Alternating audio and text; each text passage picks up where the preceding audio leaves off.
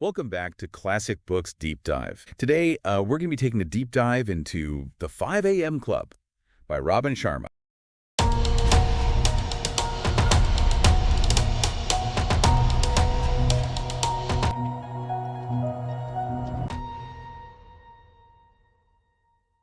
So this book, it's a pretty big deal in the self-help world, right? Huge. It's all about reaching your full potential, but through this really, really specific morning routine. Yeah. But what makes this one kind of stand out, I think, is how Sharma uses a story, like a fictional story to teach. I love that. It's so much more engaging than just like... It's not just a to-do list. Yeah, a list of do this and do that. Right, exactly. It makes you really care about the characters and what's happening to them. Okay, so let's talk about these characters a little bit. Okay. We've got like a struggling entrepreneur and then this creative artist type. Yeah. And they're both, trying to figure out how to take things to the next level. Right. They both feel stuck. Yeah, and then we meet this billionaire who ends up being their mentor. Yeah, their guide. But like their first encounter is so weird. Yeah. It's hilarious. He shows up at this like super fancy personal optimization conference. Okay. Dressed as a homeless person. What? You would never guess he was a billionaire. Oh my gosh. That's amazing. I know. And get this.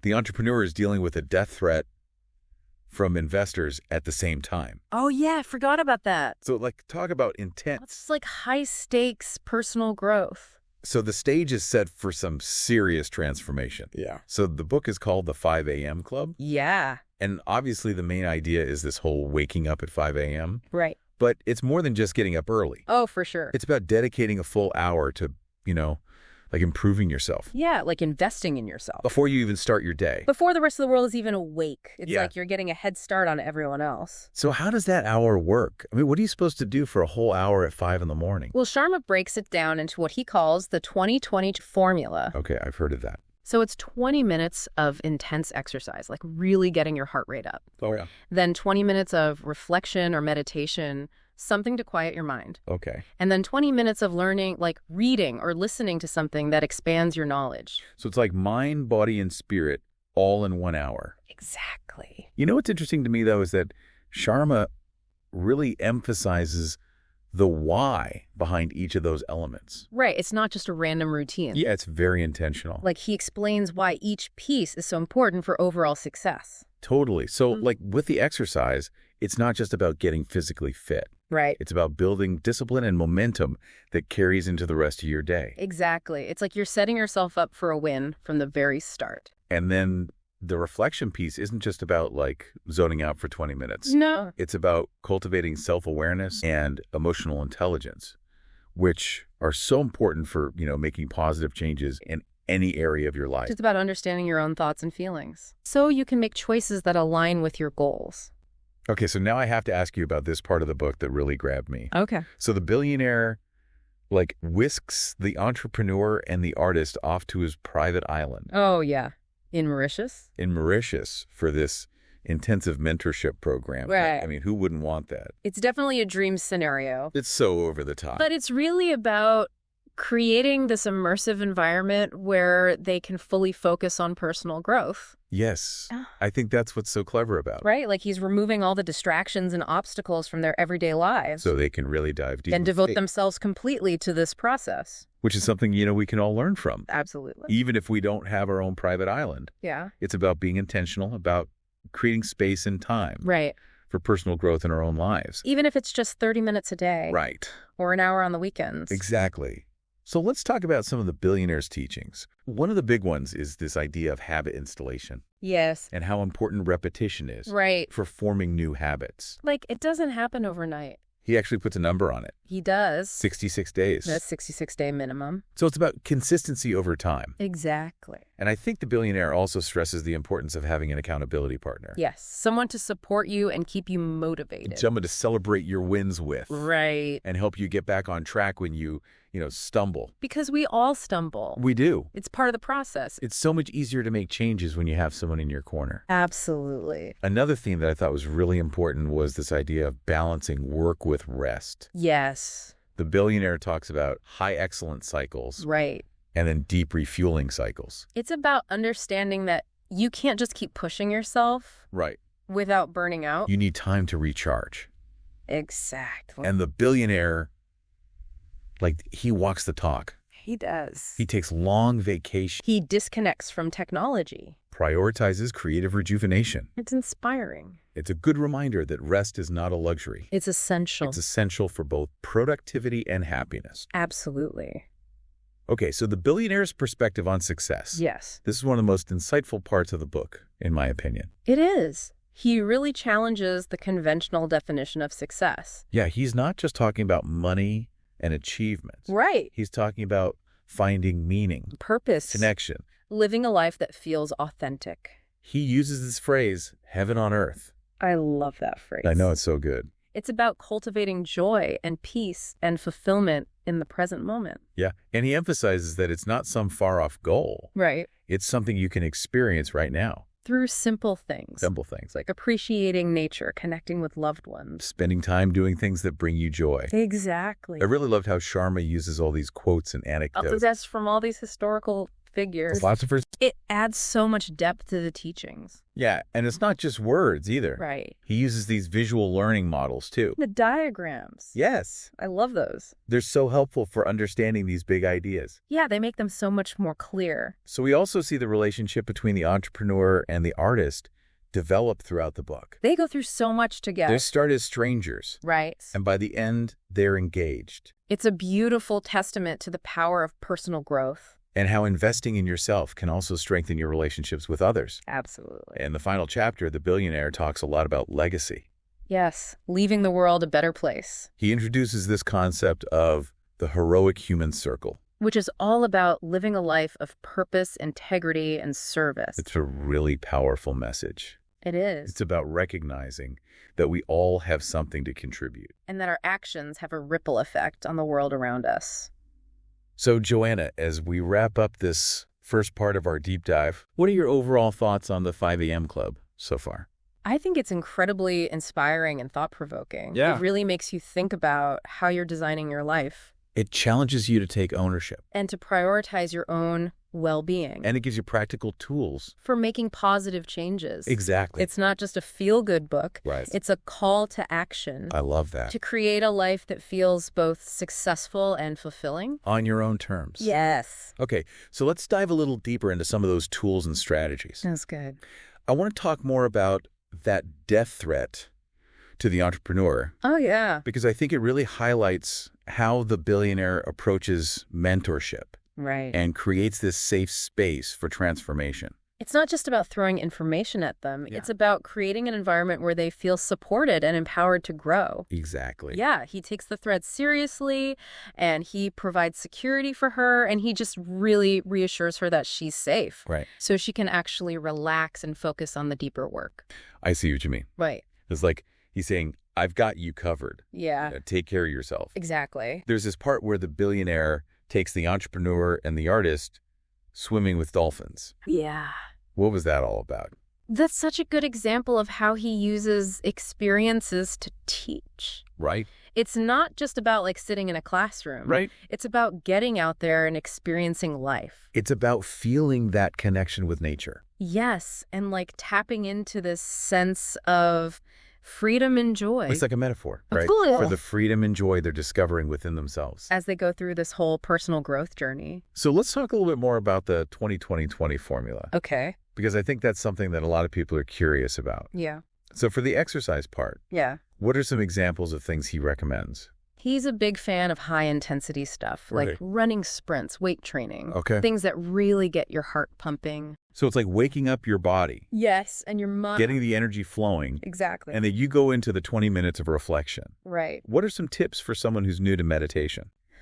Well, he talks about things like journaling, Okay. gratitude exercises, mindfulness meditation. Okay. It's really about finding what works for you. There's no one right way to do it. So it could be something as simple as just sitting in silence Exactly. for a few minutes. Yeah, and just focusing on your breath. And then the final 20 minutes is for learning. Yes. What kind of things should people be doing during that time? It could be anything that expands your knowledge. Okay. So reading books, listening to podcasts. Taking a course. Yeah, even just having a conversation with someone who inspires you. So it's about being a lifelong learner Absolutely. and constantly growing. And he stresses that it should be aligned with your goals. Right. So it's not just random learning. It should be strategic. Yeah. Okay, I love that. Like what knowledge will actually help you move forward? One thing that stood out to me was how much emphasis the billionaire puts on taking action. Yes, he's not just about theory. Right. He's about implementation. He talks about bridging the gap between learning and doing. Exactly. That's like having all these tools but never actually using them. Right. You got to put them to work. So how do you do that? Well, he talks about setting clear goals, breaking them down into smaller steps, Okay. and then actually tracking your progress. And the accountability piece comes in here too, right? Totally. Like having someone to support you And hold you accountable. and make sure you're actually taking those steps. Exactly. The billionaire acknowledges that personal growth isn't always easy. Oh, yeah. He talks about setbacks and obstacles. Right. It's not a linear process. So how do you deal with that? Well, he encourages you to embrace the challenges as opportunities to learn and grow. To reframe failure as feedback. Exactly. I love that. Like, it's not the end of the world. It's a learning experience. Yeah, you just got to figure out what went wrong. Okay. And how you can do better next time. He has that great line. Which one? When you most feel like quitting is the time you must continue advancing. Oh, yeah, that's a good one. It's so powerful. It is, because it's true. It's in those moments of resistance that we really grow. So you can't give up. Yep.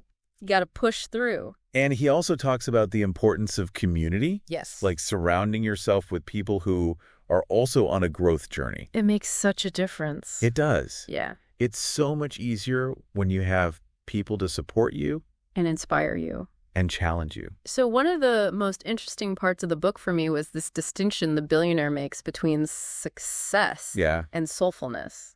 He really challenges the idea that success is just about money and achievements. Right. He's talking about something much deeper. It's about living a life that's aligned with your values. And finding fulfillment in the things that truly matter. He's not saying that material success is bad. No.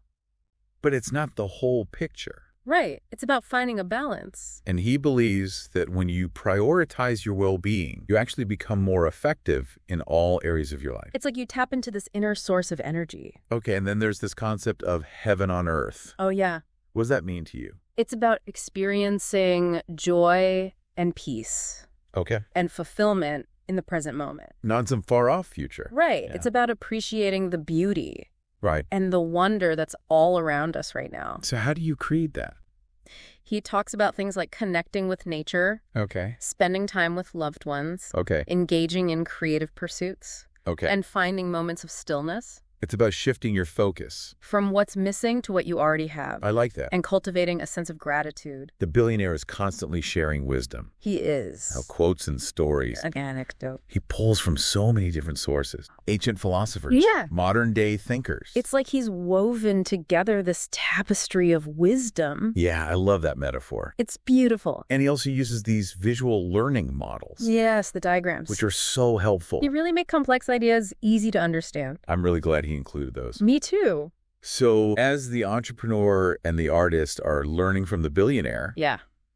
their relationship is also evolving. They're going through this incredible journey together. They start as strangers, Right. and by the end, They're engaged. it's such a nice touch. It really shows how personal growth can transform your relationships too.